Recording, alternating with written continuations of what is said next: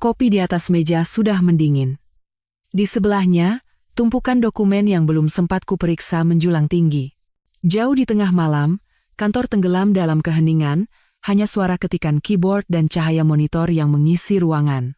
Aku memaksa mataku yang berat untuk tetap terbuka, memijat pelipisku, tetapi kepalaku terasa seperti tenggelam dalam kabut tebal.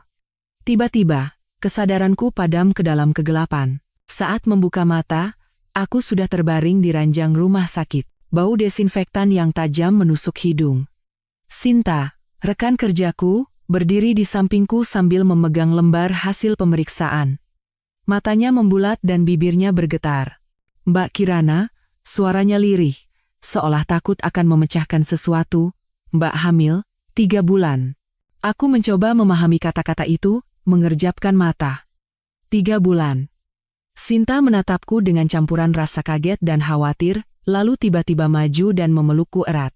Pundaknya bergetar hebat. Selama ini, Mbak pasti berat sekali sendirian.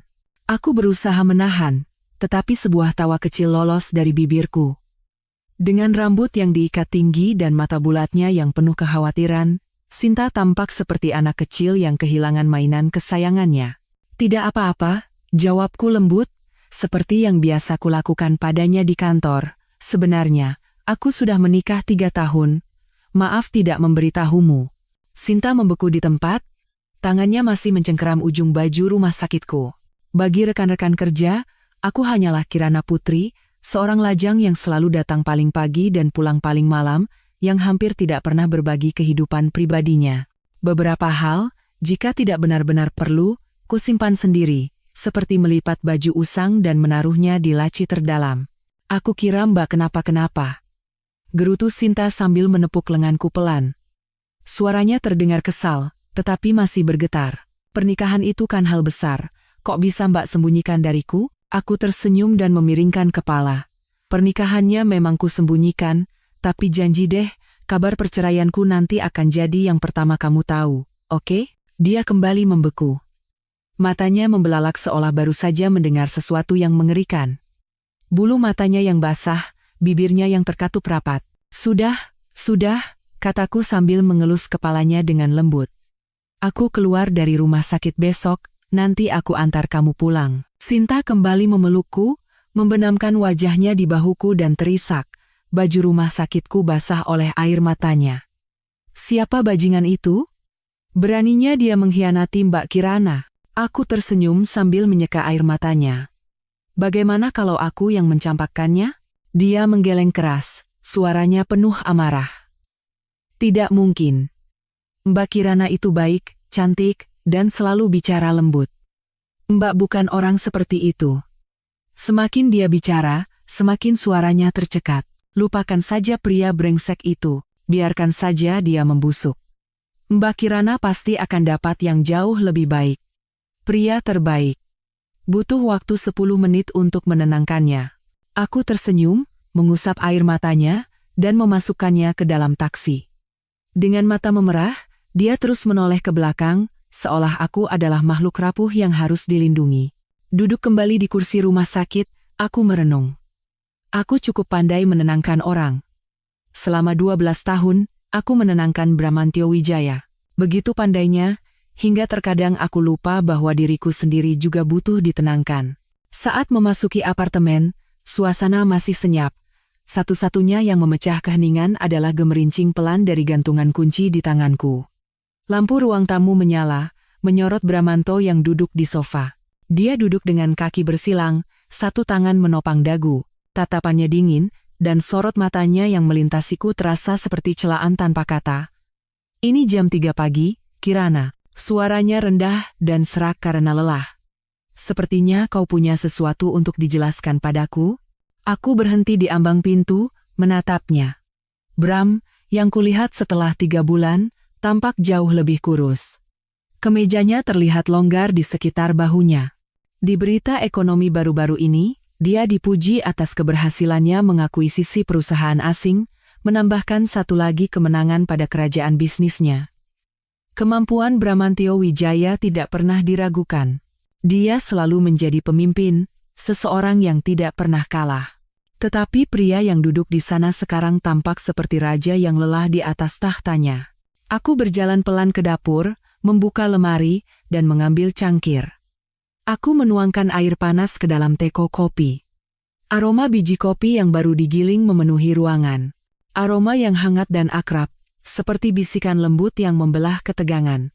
Aku menuangkan secangkir kopi untuknya, menambahkan sedikit susu seperti yang dia suka, lalu meletakkannya dengan tenang di meja kaca di hadapannya. Bram menghirup aroma kopi dalam-dalam. Perlahan, ketegangan di dahinya mereda, seperti angin yang meniup awan. Dia masih menatapku dengan ekspresi tegas, tetapi suaranya menjadi lebih lembut. Jangan pikir kau bisa menenangkanku dengan kopi, Kirana. Itu trik yang kau gunakan sejak kecil, kan? Setiap kali kau tidak mau bicara, kau hanya menyodorkan minuman. Aku tersenyum tipis. Dia masih mengingat sisi diriku yang itu. Aku duduk di sampingnya, menjaga jarak. Aku menunggu saat dia perlahan menyesap kopinya.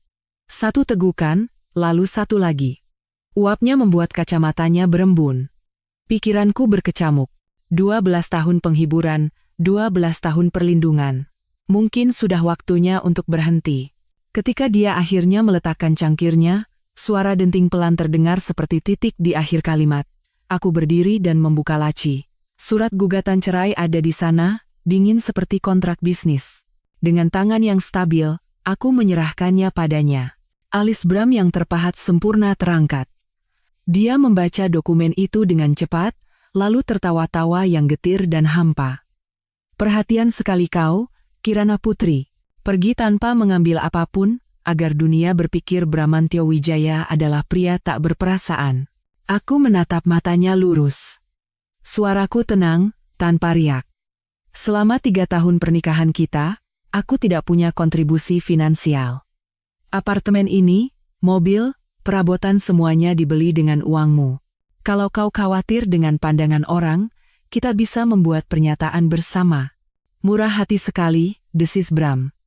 Nada bicaranya sinis, matanya berkilat. Dia mengambil pulpen, menandatanganinya dengan coretan kasar, lalu melemparkan kertas itu ke lantai. Kertas itu melayang ringan sebelum mendarat di atas karpet. Dia berbalik dan berjalan pergi. Suara sepatunya menggema di lantai parket. Pintu kamar tidur ditutup dengan suara keras. Dia tidak menoleh ke belakang. Aku duduk di sofa tempat dia tadi duduk, sisa kehangatan tubuhnya masih terasa. Aku mengambil segelas air lemon dari kulkas dan meminumnya perlahan. Rasa masam yang menyelimuti lidahku seolah mengingatkanku pada semua kepahitan pernikahan ini. 1 jam kemudian, ponselku bergetar, layarnya menyala dalam kegelapan. Sebuah pesan WhatsApp dari Larasati Chandra. 1 foto. Bram, mengenakan jubah mandi, bersandar lesu di sofa dengan segelas anggur di tangan. Aku menggulir ke atas. Ada lebih banyak fotonya dari 3 bulan lalu.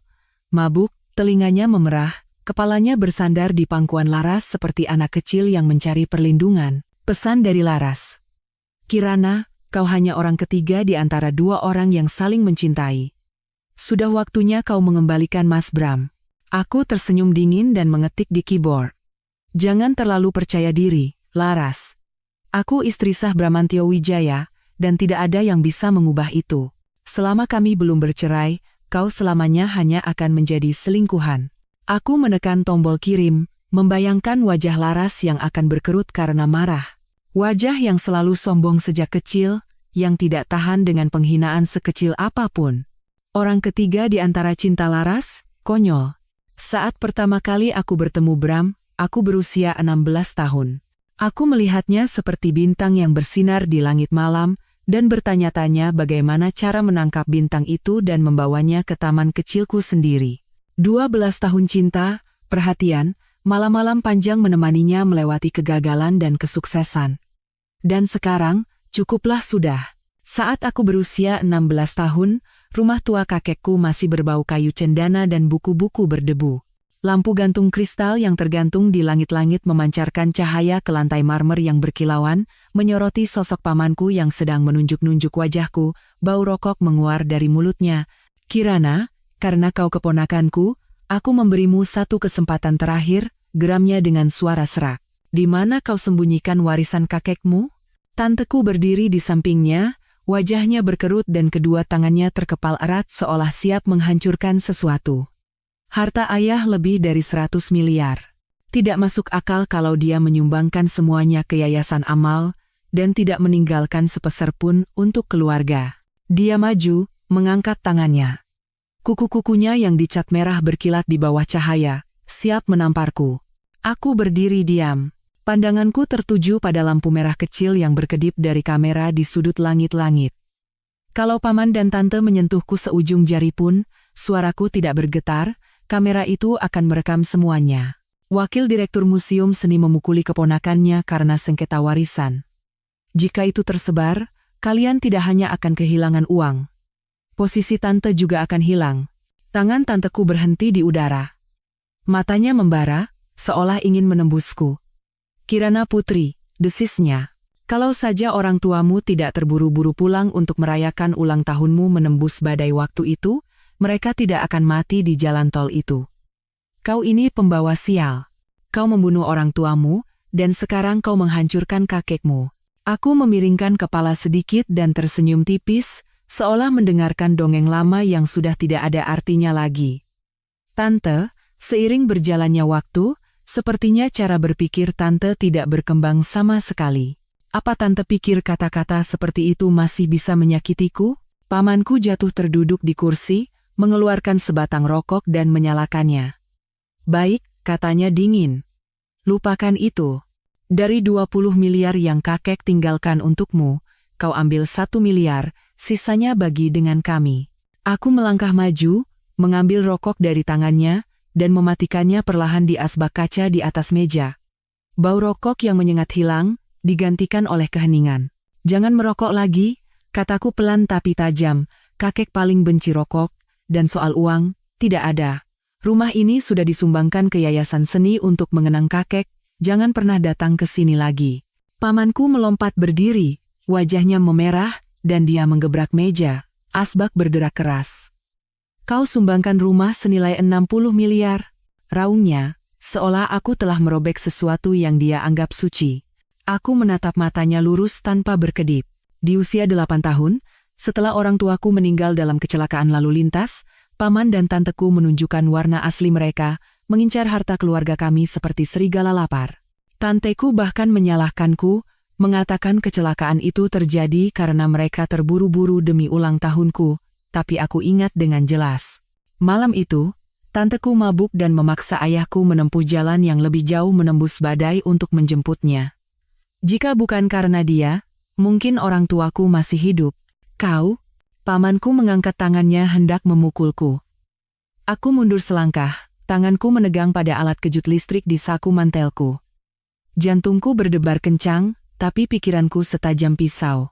Saat itu, pintu terbuka dengan keras. Bramantio muncul. Sosoknya yang tinggi dan mengesankan berdiri melindungiku. Dia mencengkeram pergelangan tangan pamanku. Urat-urat di punggung tangannya menonjol.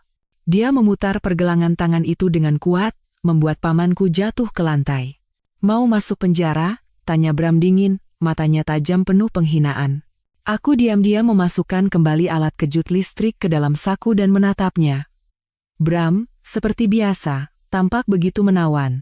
Rambut hitamnya yang berkilau, matanya yang tajam seperti permata, dan wajahnya yang memiliki aura priayi yang hanya bisa ditemukan pada keluarga kaya lama. Gerakan alisnya atau lirikan matanya saja sudah memiliki pesona yang tak tertahankan. Dia datang bersama pengawal dan pengacara, menyelesaikan semuanya dengan cepat dan bersih. Seperti biasa, tegas dan tanpa ampun. Setelah semua orang pergi, rumah kembali sunyi, hanya suara detak jam dinding yang tersisa. Aku duduk di kursi, membuka laci, dan mengeluarkan sebuah bingkai foto tua. Raden Mas Suharjo, kakekku, dengan senyum lembutnya, berdiri di sampingku di taman yang penuh bunga. Saat itu, kakek bercerita tentang satu-satunya cinta dalam hidupnya, Eyang Rania, yang tak lain adalah nenek Bram. Dia menghabiskan separuh hidupnya dengan bebas tanpa menghargainya.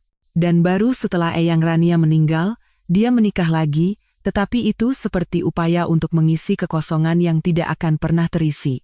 Sebelum meninggal, Kakek berkata bahwa paman dan tanteku adalah serigala jahat, dan dia khawatir aku akan diganggu jika sendirian di Jakarta.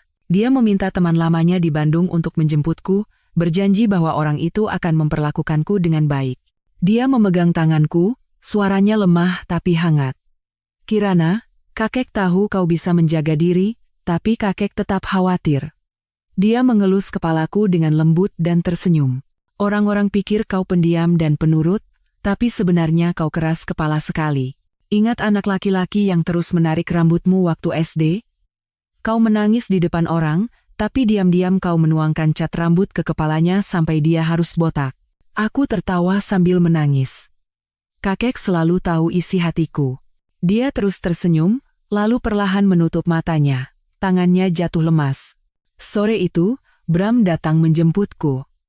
Mobil hitamnya yang mengkilap berhenti tanpa suara di depan gerbang. Aku masuk ke kursi belakang tanpa berkata-kata. Pohon-pohon di pinggir jalan berlalu seperti garis buram. Ketika mobil berhenti di depan sebuah bangunan megah, dengan gerbang besi tinggi dan deretan pohon tua, aku sadar bahwa aku tidak lagi punya rumah. Bram turun lebih dulu dan membukakan pintu untukku. Suaranya memecah keheningan, terdengar sedikit canggung. Jangan takut. Mulai sekarang, ini rumahmu. Aku kakakmu. Aku menoleh dan menatap wajahnya yang tampan. Matanya yang dalam, senyum tipis yang seolah menyembunyikan kegugupan. Kata-katanya yang canggung itu menyentuh sesuatu di dalam diriku, seperti angin hangat yang menembus cangkang yang dingin. Saat itu, sebuah benih tertanam di hati seorang gadis 16 tahun. Dan hari demi hari, disiram dengan kenangan, benih itu bertunas. Siapa sangka, 12 tahun kemudian, bintang yang pernah begitu kupuja dalam hati, akan kucabut sendiri dengan tanganku. Eyang Rania menyambut kami secara pribadi.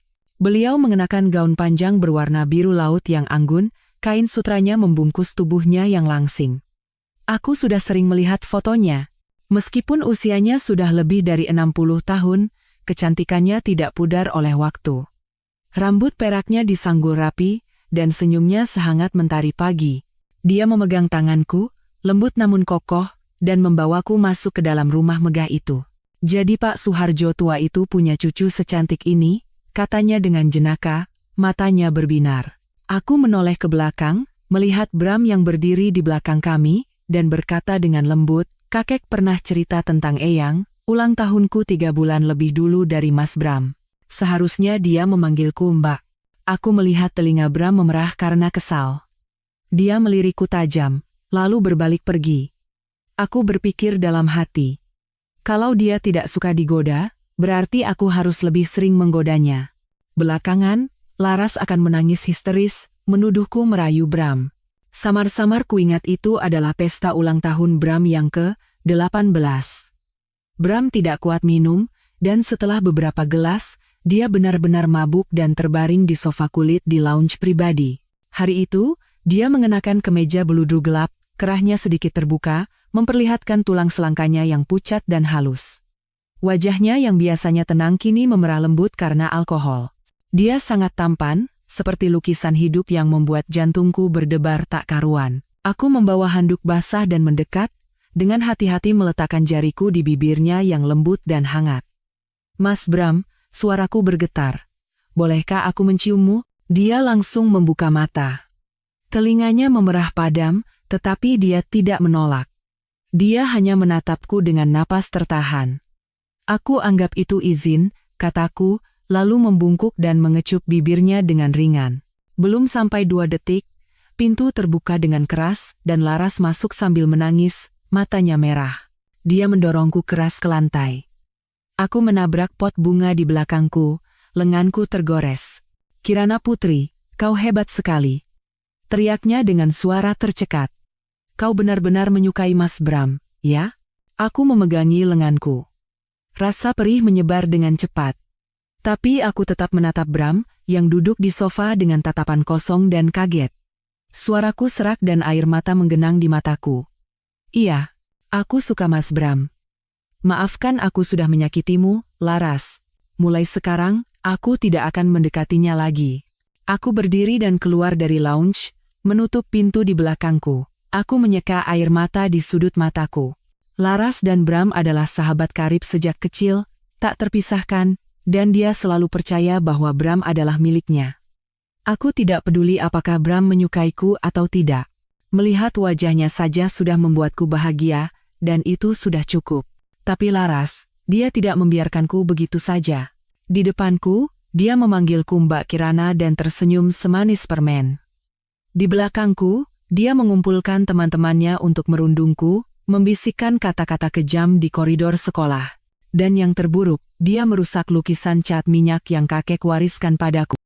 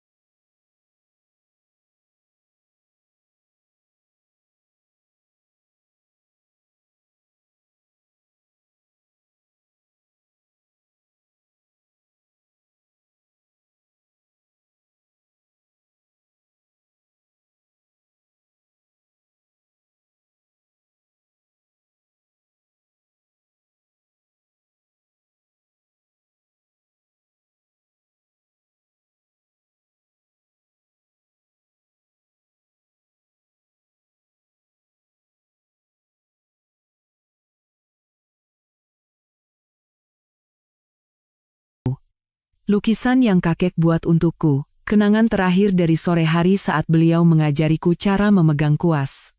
Bram tahu segalanya. Dia melihat saat-saat Laras mengejekku, dia melihat Laras mendorongku di sudut galeri seni sekolah, tetapi dia memilih untuk menjaga perdamaian. Persahabatan masa kecilnya dengan Laras lebih penting daripada perasaan samar apapun yang mungkin dia miliki untukku. Aku pernah berpikir, hatinya goyah seperti ilalang ditiup angin, tidak pernah menetap cukup lama untuk bisa kugenggam. Jika aku tidak bisa memilikinya, setidaknya aku akan menjadi orang yang menghancurkan bintang bersinar itu dengan tanganku sendiri. Aku akan membuat Laras menyesal telah menghancurkan milikku. Sedangkan untuk Bram, bintang itu sudah hancur berkeping-keping. Jika suatu saat nanti dia akhirnya kehilangan sinarnya, siapa yang peduli? Setelah menyerahkan surat cerai kepada Bram, aku mengambil cuti dan beristirahat di rumah. Saat membereskan barang-barang lama, aku menemukan beberapa piala berdebu di dalam sebuah kotak. Jika bukan karena piala-piala itu, mungkin aku sudah lupa bahwa aku pernah memiliki masa muda yang cemerlang. Kakek Raden Mas Suharjo adalah seorang pelukis cat minyak terkenal yang telah memenangkan banyak penghargaan internasional. Aku mulai melukis bersamanya sejak usia 3 tahun, dan aku punya bakat. Orang-orang bilang aku akan menjadi bintang baru yang bersinar, Suharjo kedua. Tapi sekarang, aku bahkan tidak bisa memegang kuas seperti dulu. Bukan karena tidak punya bakat, tapi karena suatu sore yang menentukan. Hari itu, cahaya lampu menyinari deretan lukisan di sepanjang dinding galeri seni sekolah. Karyaku yang paling penting sebuah lukisan ladang bunga krisan di bawah langit senja, yang kulukis untuk mengenang kakek diletakkan di tengah. Aku berdiri di dekatnya, jantungku berdebar kencang, menunggu para juri mengumumkan hasilnya. Saat itulah Laras muncul bersama gerombolan temannya. Senyumnya setajam pisau. Dia menarik lukisanku dan merobek kanvasnya di depanku. Suara robekan itu terasa seperti membelah mimpiku. Selama perkelahian, bahuku terbentur keras pada bingkai kayu, dan rasa sakit yang hebat menjalar di lengan kananku. Sejak saat itu, Jari-jariku bergetar begitu hebat hingga aku tidak pernah bisa memegang kuas lagi. Bram datang terlambat, setelah semuanya hancur. Dia berdiri di depanku, matanya lelah, dan berkata dengan suara rendah, "Laras benar-benar menyesal, Kirana. Dia tersiksa setiap hari. Bisakah kau memaafkannya? Tolong jangan menuntutnya karena ini." Aku menatapnya dengan berlinang air mata, tetapi suaraku dingin dan menusuk. "Mas Bram, apakah harga untuk mencintaimu semahal ini? Kalau saja yang kehilangan kariernya hari ini adalah Laras, apakah Mas akan semudah itu memintaku untuk melupakannya?" Dia menunduk, terdiam. Lama kemudian, dia berbisik, "Kirana, maafkan aku." Permintaan maaf itu selembut angin. Tapi tidak bisa menjahit luka yang menganga di dalam diriku. Aku tahu, aku tidak bisa membalas dendam. Bahkan jika aku menuntut, kekuatan keluarga Bram dan Laras akan menghancurkan segalanya. Laras kemudian pergi belajar ke luar negeri seolah tidak terjadi apa-apa, hidup seperti seorang putri. Dan aku, di tengah simpati dan kasihan orang-orang, diam-diam meninggalkan dunia seni, menghilang seperti hantu. Aku membersihkan setiap piala, dan meletakkannya kembali di tempatnya semula. Pukul 6 sore, Bram datang menjemputku. Setiap Sabtu malam, jika kami punya waktu, kami akan makan malam bersama Eyang Rania. Duduk di kursi penumpang, aku mencium aroma parfum yang samar, aroma bunga kaca piring, favorit Laras. Aroma yang tidak berubah selama bertahun-tahun itu menempel di jok mobil, kehadirannya melayang di udara, sebuah pengingat tanpa kata. Aku menurunkan jendela agar angin musim gugur yang sedikit dingin bisa masuk. Saat lampu merah, jari-jari Bram mengetuk setir dengan gelisah. Aku tahu dia menungguku untuk memulai pembicaraan, untuk menunduk dan meminta maaf. Selama bertahun-tahun, dia sudah terbiasa aku selalu mengalah, selalu menenangkannya. Saat dia nekat balapan mobil di jalanan gunung yang berbahaya, aku duduk di sebelahnya, ikut menggila bersamanya sampai kami tiba kembali dengan selamat. Saat Tuan Wijaya memukulnya dengan marah, akulah yang diam-diam masuk ke kamarnya tengah malam, mengoleskan salep, dan membujuknya untuk makan malam. Saat dia memulai bisnis untuk memberontak pada keluarganya dan terlalu sibuk hingga lupa makan, akulah yang rutin datang merawatnya. Dan ketika aku terlalu sibuk dan tidak bisa berada di sisinya, dia merasa diabaikan dan menghubungi Laras untuk memprovokasiku. Aroma di mobil hari ini bukan sekadar parfum. Itu adalah sebuah peringatan.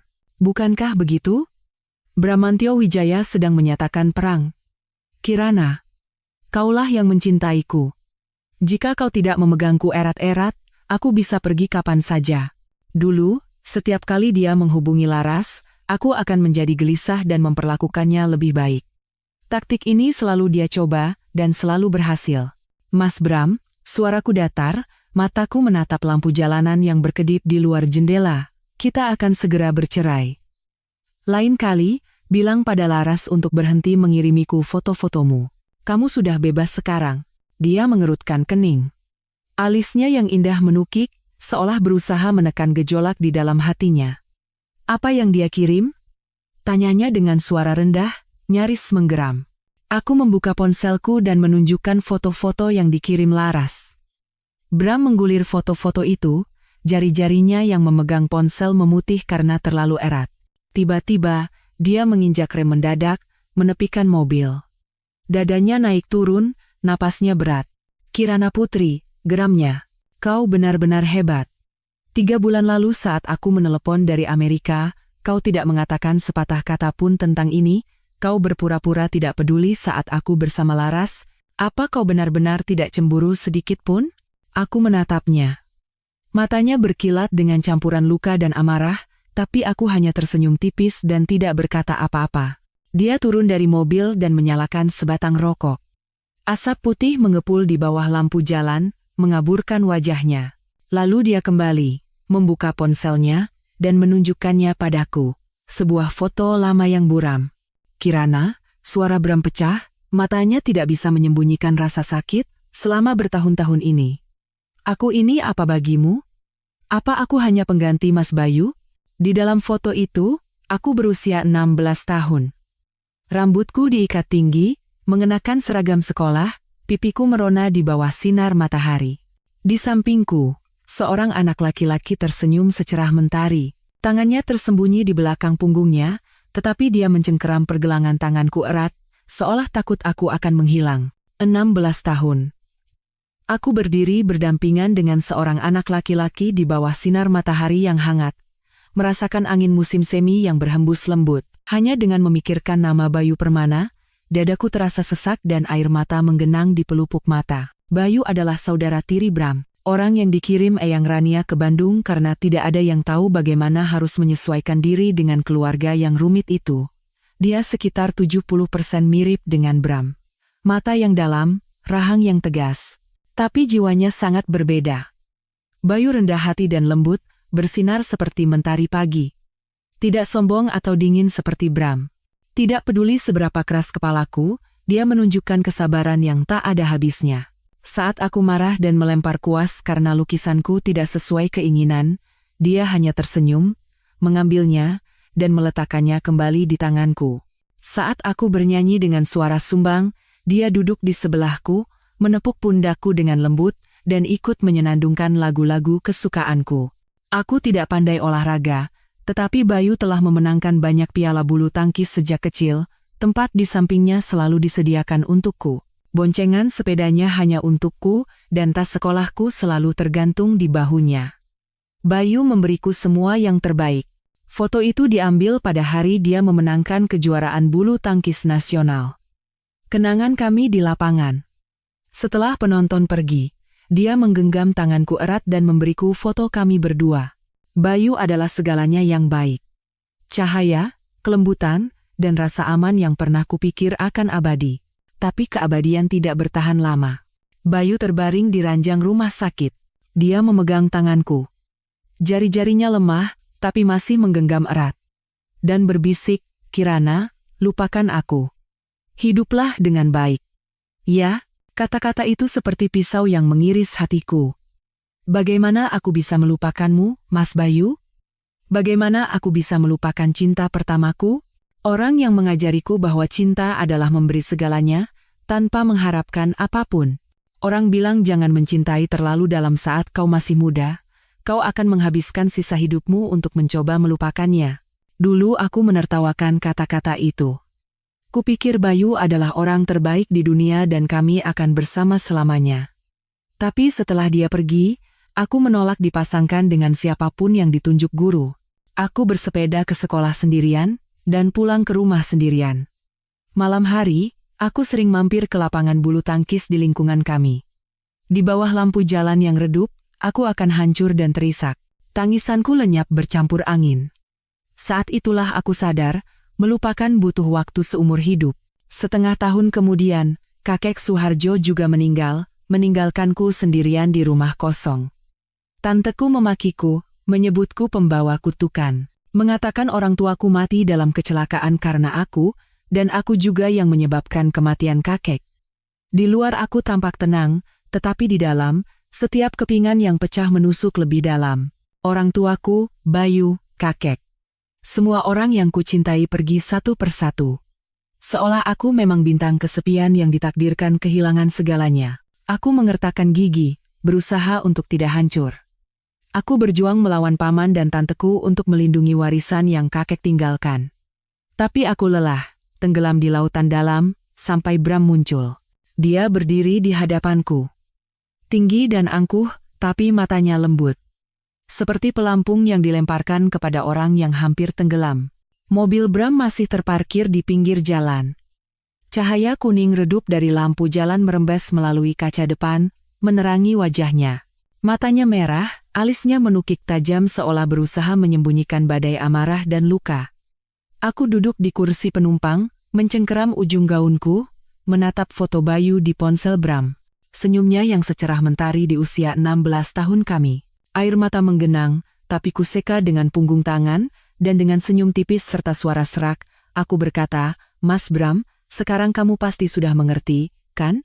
Semua yang kulakukan untukmu selama 12 tahun terakhir, semua perhatian dan kasih sayang, itu semua hanya meniru apa yang pernah Mas Bayu lakukan untukku. Keluar. Keluar sekarang juga." Teriak Bram, melemparkan ponselnya ke jendela. Suara benturan keras menggema tajam di dalam mobil. "Kirana Putri, beraninya kau melakukan ini padaku?" Raungnya, dadanya naik turun. Tangannya mencengkeram setir begitu erat hingga buku-buku jarinya memutih, seolah menahan badai. Aku melirik jam. Jarum jam menunjuk angka 8. Aku menjawab dengan lembut tapi dingin. "Kenapa?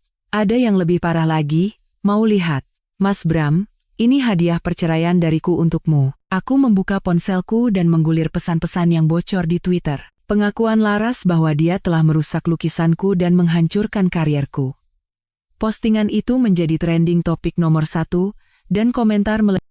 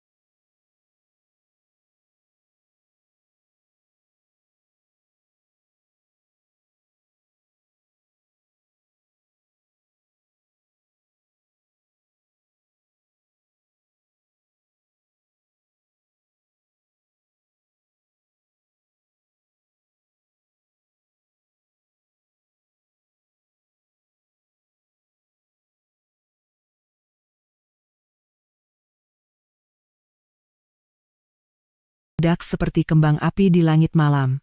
Kenangan kembali, pahit dan tajam. Laras, dengan senyum palsunya yang manis, pernah mengurungku di gudang sempit.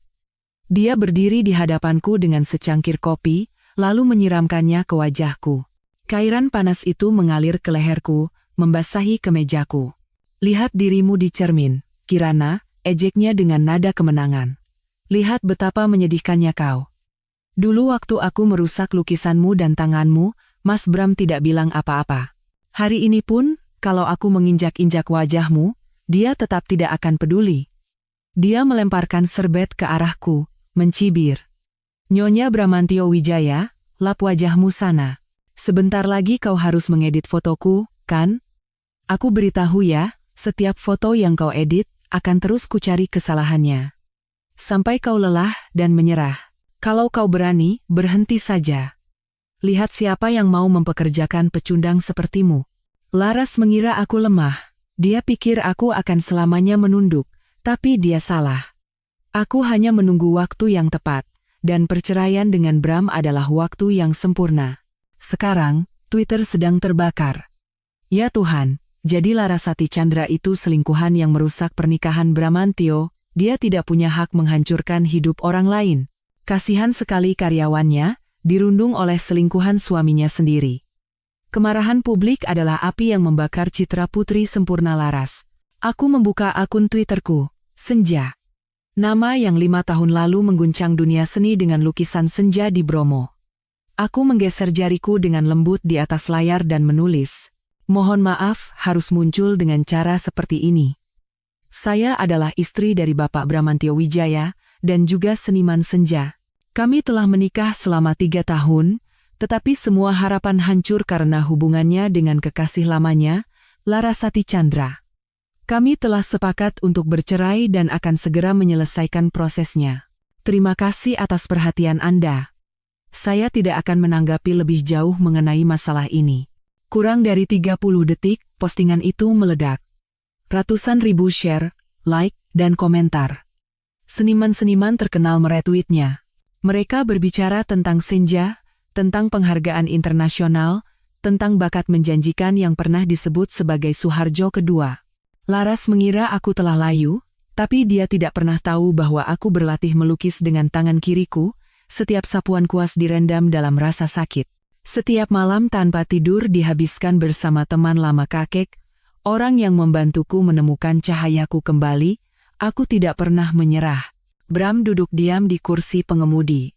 Ponselnya terus bergetar tanpa henti dengan panggilan dari Laras, tetapi dia tidak menjawabnya. Dia menatapku dengan mata memerah, suaranya bergetar. Kirana, kau memakai topeng lembut dan pemaaf itu di hadapanku selama bertahun-tahun. Apa kau tidak lelah? Aku membuka permen mint, memasukkannya ke mulut untuk meredakan mual, dan berkata dengan lembut, sama sekali tidak. Justru, bagaimana denganmu, Mas Bram? Bertahun-tahun bersamaku, tapi tidak pernah tahu siapa aku sebenarnya. Apa itu tidak menyakitkan? Dia tertawa, suara tawanya getir dan hancur. Sudut matanya berkilau. Kirana, jadi kau tahu segalanya, berarti aku yang bodoh, aku tidak mengerti. Kenapa kau begitu membenciku sampai harus membangun perangkap lembut ini selama 12 tahun hanya untuk melihatku jatuh ke dalamnya? Aku memandang keluar, ke kota yang berkelip di bawah lampu malam. Dengan satu jari, aku menulis kata Bayu di kaca jendela yang berembun. Lalu aku berbalik dan menatap lurus ke matanya. Suaraku tenang, tapi setajam pisau. Kita tidak pertama kali bertemu di rumah kecil di Bandung itu. Pertemuan pertama kita adalah di rumah sakit, Mas Bram. Kamu tidak perlu diperiksa, tapi kamu bersikeras. Dan setelah tahu sumsum tulang belakang kita cocok, apa kamu ingat apa yang kamu katakan di samping ranjang Mas Bayu? 12 tahun lalu, Bram berdiri di samping ranjang Bayu. Matanya bersinar dengan kepuasan yang angkuh. Jadi kau Bayu Permana? Ejeknya dengan suara sedingin es. Kau bajingan yang merusak pernikahan orang tuaku. Sekarang kau sekarat. Karma, ya? Aku sudah tes. Aku bisa mendonorkan sumsumku, tapi aku tidak akan melakukannya. Hanya jika kau mati, ibuku baru bisa pulih dari kegilaannya. Aku berdiri di luar pintu kamar, tanganku mencengkeram gagang pintu dengan erat. Pikiranku kosong. Kata-kata itu adalah pisau yang mengoyak hatiku. Bramantio Wijaya, dengan wajah yang seolah dipahat oleh Tuhan, mengucapkan kata-kata sekejam itu. Sejak saat itu, aku bertanya pada diriku sendiri, jika suatu saat nanti Bramantio Wijaya kehilangan orang yang paling dia cintai, seperti apa rupanya? Larasati Chandra mengumumkan pengunduran dirinya dari dunia hiburan di Twitter. Keluarganya pontang-panting mencoba memperbaiki kerusakan, tetapi badai online belum mereda. Sekarang, di ruang tamu megah kediaman Wijaya, dia duduk di sofa, menatapku dengan tatapan penuh kebencian. Bram duduk di antara kami, satu tangan menopang dagu, matanya yang lelah memandang kami bergantian.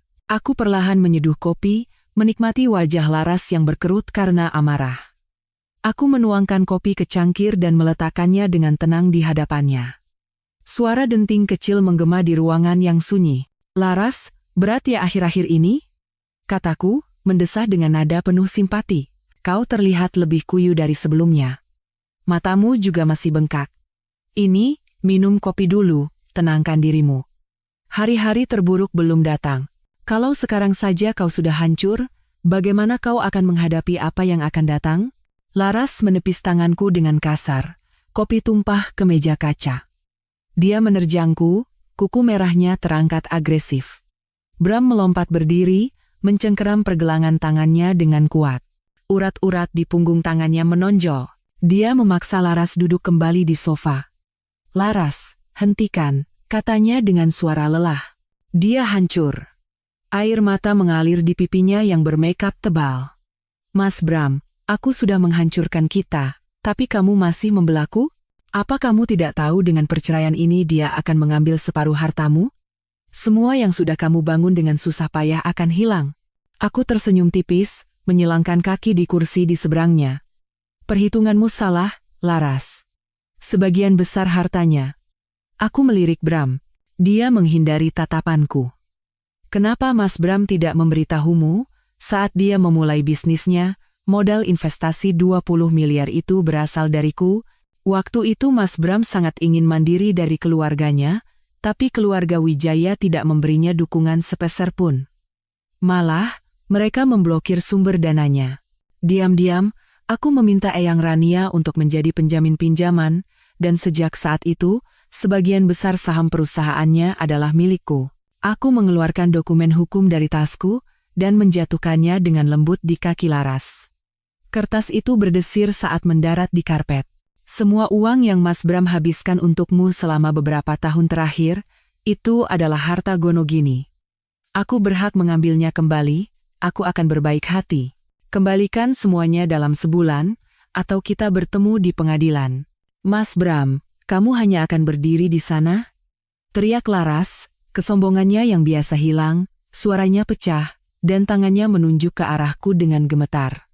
Keluarga Chandra hancur.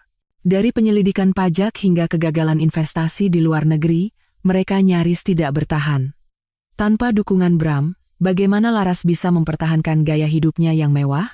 Bram tidak berkata apa-apa, bersandar di sofa, tenggelam dalam pikirannya, hanya menatap gelas di atas meja. Laras tampak kalah. Air mata mengalir tanpa henti. Aku tidak mengerti. Sejak Kirana masuk ke dalam hidup kita, semuanya jadi salah. Buku harianmu penuh dengan namanya, kamu hanya mendengarkan dia. Kamu menghancurkan keluarga Chandra demi dia. Kamu tergila-gila padanya, Mas Bram. Tapi apa yang kamu dapatkan? Pernikahan yang hancur, sebuah balas dendam yang dibungkus romansa. Bram mengangkat kepala. Suaranya tenang, tapi setajam pisau. Laras, beberapa tahun lalu aku memang menggunakan informasimu untuk menjatuhkan keluarga Chandra, tapi secara finansial aku tidak pernah membiarkanmu kekurangan. Jual rumah yang kau tinggali sekarang untuk membayar Kirana. Sisa uangnya lebih dari cukup untukmu hidup. Gila. Kau benar-benar sudah gila. Itu hutangmu padaku. Jerit Laras, menggebrak meja. Bram menatapnya, tidak berkata apa-apa lagi. Dia hanya melepas kancing mansetnya dan melemparkannya dengan keras ke atas meja. Suara logam yang menghantam kaca terdengar keras, seperti peringatan terakhir. Laras membeku, ketakutan melintas di wajahnya. Dia tidak berani berteriak lagi, sambil menangis, dia berlari keluar ruangan. Kopi sudah dingin, aromanya memudar di udara yang berat. Aku berdiri, bersiap untuk pergi. Mata Bram memerah. Suaranya serak, Kirana, kenapa kau harus menceraikanku? Tidak bisakah kau tetap di sisiku selama beberapa tahun lagi? Aku mengelus perutku dengan lembut, merasakan kehangatan kecil di dalamnya. Lalu aku melangkah maju, memeluknya dengan lembut, dan berbisik di telinganya, suara seringan angin. Mas Bram, kita tidak bisa bersama lagi, karena aku sadar, aku juga sudah jatuh cinta padamu. Dia membeku. Lengannya yang melingkariku menegang. Tapi aku melepaskannya dan berjalan menuju pintu. Di belakangku, hanya ruang tamu yang sunyi. Angin malam di luar terasa dingin, menyapu segalanya. Aku tahu ini adalah akhir. Akhir cerita yang kutulis dengan tanganku sendiri. Saat meninggalkan ruang tamu kediaman Wijaya, angin malam yang dingin menerpa wajahku, membawa aroma daun-daun gugur dari taman. Di dalam mobil, aku menyandarkan kepala ke jendela.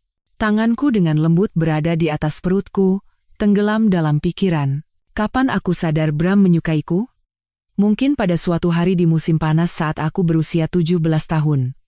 Aku duduk di taman, mengayunkan kaki dengan lembut, memegang sebuah buku tua. Halaman-halamannya berdesir di bawah sinar matahari keemasan. Bram sedang menyiram bunga, gembor airnya berkilauan di bawah cahaya. Tiba-tiba, dia memanggil. Suaranya menggema melewati pagar hijau. Kirana. Lihat ke atas. Aku mengerjap karena silau, lalu mengangkat kepala. Aku melihatnya menyemprotkan kabut air halus ke udara. Tetesan-tetesan kecil berkilauan, dan pelangi 7 warna muncul secara magis dan mempesona di bawah matahari. Aku tidak bisa menahan diri, melompat berdiri dan berlari, mengulurkan tangan mencoba menangkap pita warna yang berkilauan itu. Tawar yang bergema di taman. Bram menatapku sejenak.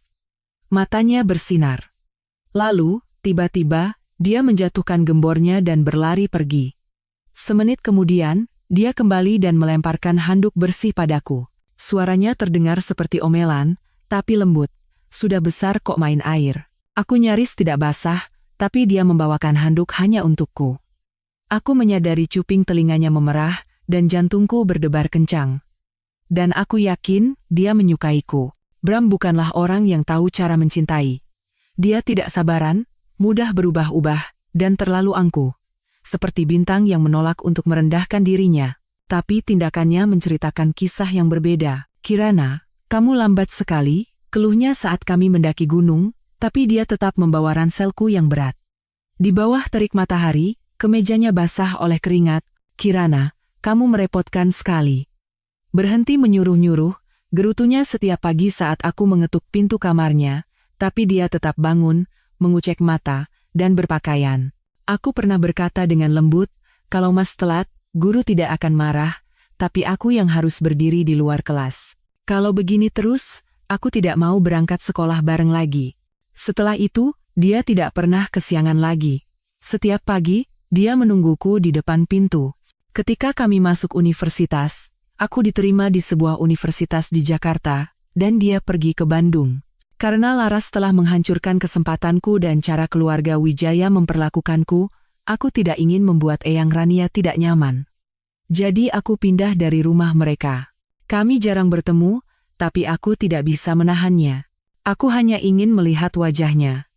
Setiap minggu, aku diam-diam terbang ke kampusnya, duduk di tribun penonton, dan menyaksikannya berolahraga dan berdebat. Aku bahkan menyelinap ke kelasnya, duduk di belakang, dan melihatnya membuat catatan. 3 tahun berlalu seperti itu. Suatu malam, ponselku berdering. Telepon dari salah satu sahabat Bram. "Kirana, cepat ke sini." Bram mabuk. Ketika aku tiba, bar itu berisik, musik berdentum, dan penuh dengan asap rokok dan alkohol. Bram memelukku di koridor yang gelap. Dahinya menempel di dahiku, napasnya hangat. "Kirana, apa kau benar-benar sesuka itu padaku? Sampai datang ke kampusku setiap minggu untuk melihatku?" Aku tidak menjawab. Aku hanya memapahnya, mengeluarkan termos dari tasku, dan melihatnya menenggak air madu. Aku memegang tangannya dan membawanya melewati kerumunan malam yang gila menuju malam yang membekukan. Bram berdiri diam di sampingku. Angin menerpa wajah kami. Saat mobil tiba, dia mendorongku ke kursi belakang, membungkuk, dan menciumku dengan ganas. Bibirnya panas, tangannya mencengkeram bahuku. "Kirana, kita pacaran. Lupakan Laras. Teruslah bersikap baik padaku seperti sekarang." "Ya?" Suaranya sedih dan serak, seperti memohon. Setelah Laras pergi belajar ke luar negeri, kami tidak pernah membicarakan insiden dia menghancurkanku. Selalu ada sesuatu yang tak terlihat di antara kami. Kami berjalan maju, berhenti, lalu berjalan lagi untuk waktu yang lama. Ketika aku berusia 25 tahun, Bram mengeluarkan cincin dari saku jaketnya dan memasangkannya di jariku. "Kirana Putri, semua orang tahu kau tergila-gila padaku, jadi ayo kita menikah. Pegang aku erat-erat, dan jangan beri kesempatan pada orang lain." Rumah baru yang dia rancang. Ketika aku pindah, aku menyadari bahwa segalanya, dari dinding krem hingga rak buku kayu gelap, persis seperti yang pernah kuimpikan. Tapi aku hanya pernah menceritakan mimpi itu kepada Eyang Rania. Dia pasti tidak sengaja mendengarnya. "Kenapa ada rak pajangan kok bulu tangkis di sini?" tanya Bram. Merangkul bahuku sambil mengerutkan kening melihat rak kaca transparan yang terpasang di dinding. "Aku benci bulu tangkis. Aku juga belum pernah melihatmu bermain." Aku tidak berkata apa-apa. Air mataku hampir jatuh, dadaku terasa sesak, karena rumah impian itu adalah untuk Bayu, orang yang ingin kuhabiskan sisa hidupku bersamanya. Rak pajangan itu untuk menyimpan kok bulu tangkis bertanda tangan yang kuterima dari teman-temannya, pelatihnya, dan penggemarnya. "Kamu sedang tidak mood?" Bram menyenggolku dengan main-main. "Kalau kamu mau, aku bisa main denganmu. Mungkin kalau aku melihatmu memakai baju bulu tangkis, aku akan jadi suka." Rak pajangan itu tetap kosong. Dan aku tidak pernah bermain bulu tangkis dengan Bram. Ketika aku meninggalkan rumah itu, aku hanya membawa satu barang. Rak pajangan itu. Seperti memeluk sepotong kenangan yang tidak pernah bisa kulepaskan. Pada hari kami bercerai, Bram tiba lebih dulu dariku. Aku turun dari taksi. Satu tangan melipat payung, mantelku tersibak oleh angin dingin yang tajam. Dia sudah ada di sana, di pinggir jalan, mengenakan mantel hitam dengan kerah ditegakkan menutupi separuh wajahnya, sebatang rokok menyala di antara jari-jarinya.